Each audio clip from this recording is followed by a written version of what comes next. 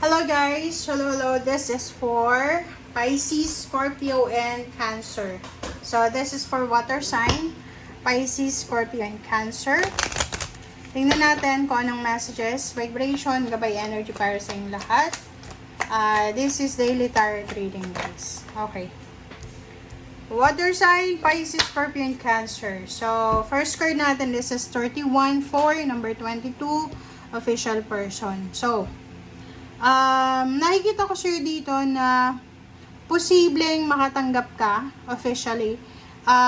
Posibleng makatanggap ka ng email, ng chat, ng call na there's someone na pwedeng may sakit siya or pwedeng nagkasakit siya.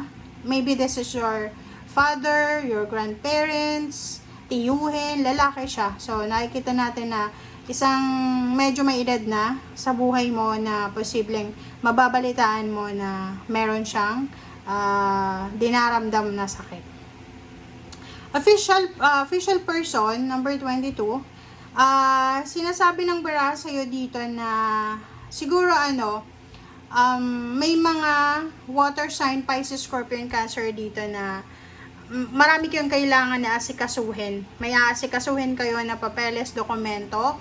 Like for example, gusto mo kumuha ng birth certificate, ng NBI clearance, or mag-renew ng passport mo. So, sa araw na ito, pwedeng inaasikaso mo yung mga paperworks or documents niyan. Okay.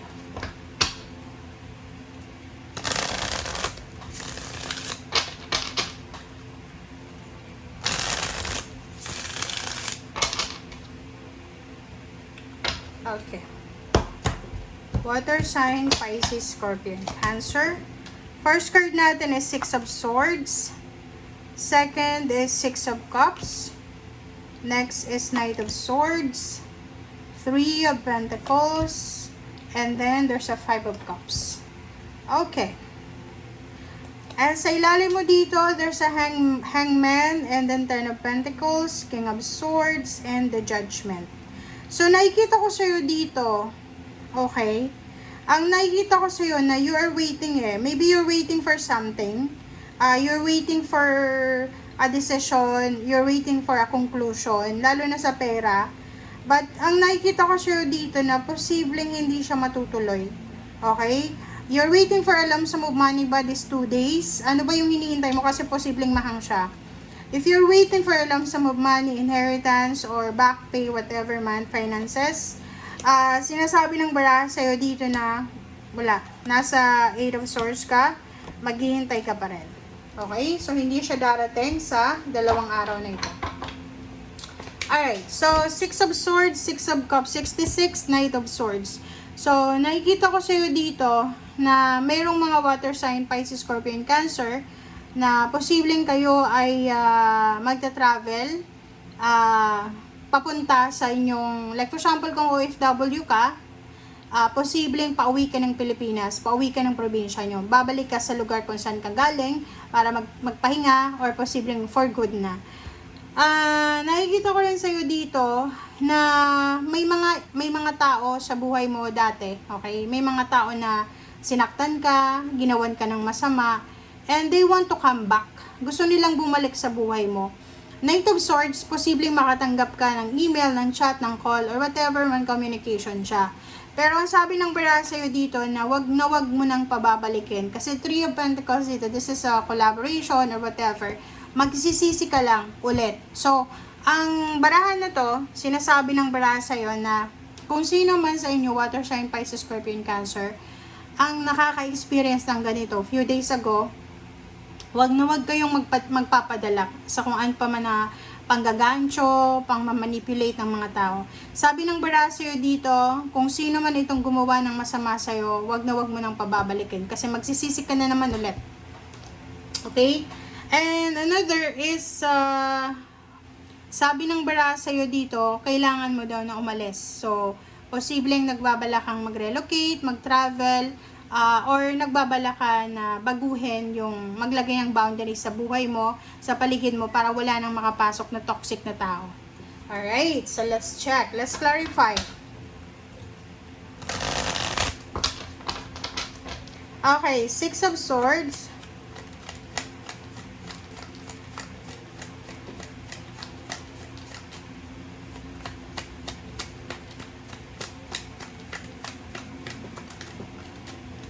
Six of Swords, Two of Swords. So, sa nakikita ko sa'yo, pwedeng 6 months from now, so maybe June siya, okay? June or April, May, June, July, August, September, or October. So, you're planning to travel, you're planning to relocate, or whatever movement man siya. And ngayon pa lang, nakikita ko na posibleng hindi siya matutuloy. Six of Cups. Oh, sorry. Six of Cups is Queen of Cups. So, sinasabi ng bara sa'yo na kailangan mo daw na i-prioritize yung iyong emotion. Kumbaga, yun nga sabi ko sa'yo, may mga tao na gustong bumalik sa buhay mo, sila yung mga taong sinaktan ka, ginawan ka ng masama, wag mo nang pababalikin sila sa buhay mo. Etong barahan na to, na Queen of Cups, sinasabi na kailangan na i-prioritize mo daw yung iyong emotion, i-prioritize mo yung boundaries mo, i-prioritize mo yung nararamdaman mo, and yung peace of mind mo. Okay, air signs energy, Knight of Swords.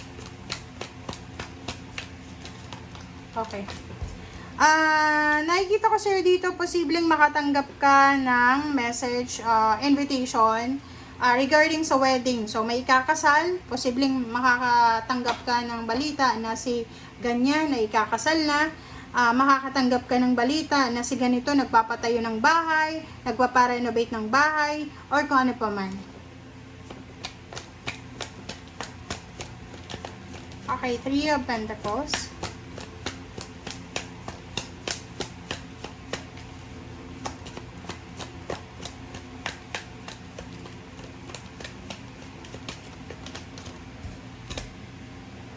Okay, King of Swords. So, sabi ng bara sa'yo dito, doon sa mga water sign, Pisces, Scorpion, Cancer, na meron kayong maiisip na negosyo. Okay?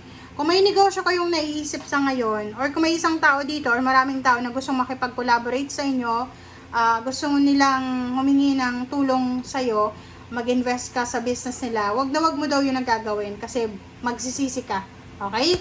Sinasabi ng baraha, mag-iingat ka sa mga contract documents na collaborating siya, collaboration and partnership. Mag-iingat ka sa dalawang araw nito. Okay?